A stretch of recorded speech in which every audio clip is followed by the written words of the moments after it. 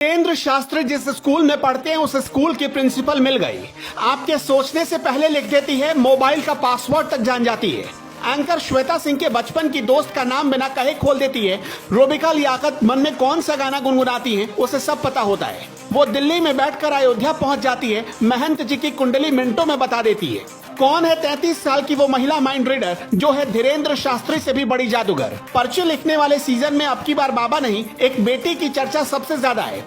मतलब ये समझ लीजिए कि राहुल पीएम कब बनेंगे या नहीं, मोदी 24 में जीतेंगे या नहीं, राहुल की शादी होगी तो कब होगी, ये सारा जवाब कोई जाने या ना जाने सुहानी शाह जान सकती है।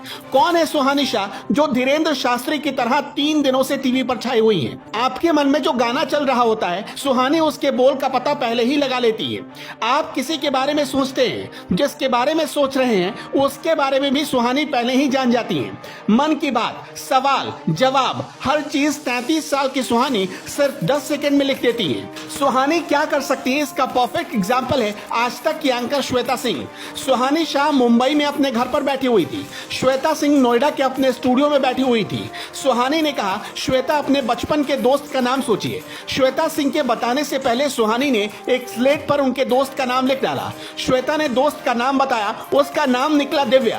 वो ठीक वही नाम था जो सुहानी ने उनके बताने से पहले स्लेट पर लिख डाला था।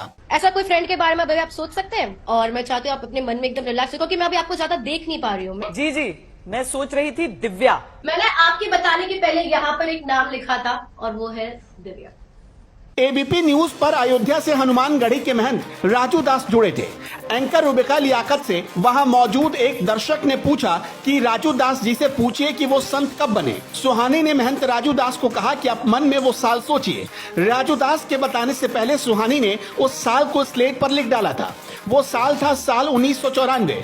महंत राजू दास से रूबिका लियाकत ने पूछा, महंत जी कौन सा साल था जब आप संत बने? जवाब आया 1994। सुहानी यहाँ भी सही थी। मैं महंत जी से सवाल पूछना चाहता हूँ कि वो किस उम्र में ये महंत बने थे। मुझे खाली उनका शक्ल दिखाएंगे एक बार प्लीज। हम साधु जीवन में आए हैं 94 में। कौन सा साल बोला आपने? 1994। 94।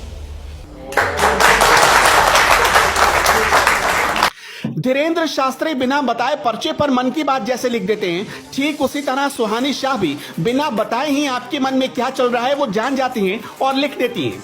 सुहानी शाह के पास जो अपने फोन का पासवर्ड सोचता है वो उसे भी पता लगा लेती हैं। सुहानी दावा करती हैं कि ये कोई चमत्कार नहीं है, ना ही कोई जादू टोना है या टोटका है, बल्कि ये तो सिर्फ एक कला है। सुहानी शाह का जन्म 29 जनवरी 1990 को राजस्थान के उदयपुर में हुआ था। सुहानी को बचपन में इस कला के लिए बहुत ताने सुनने पड़े।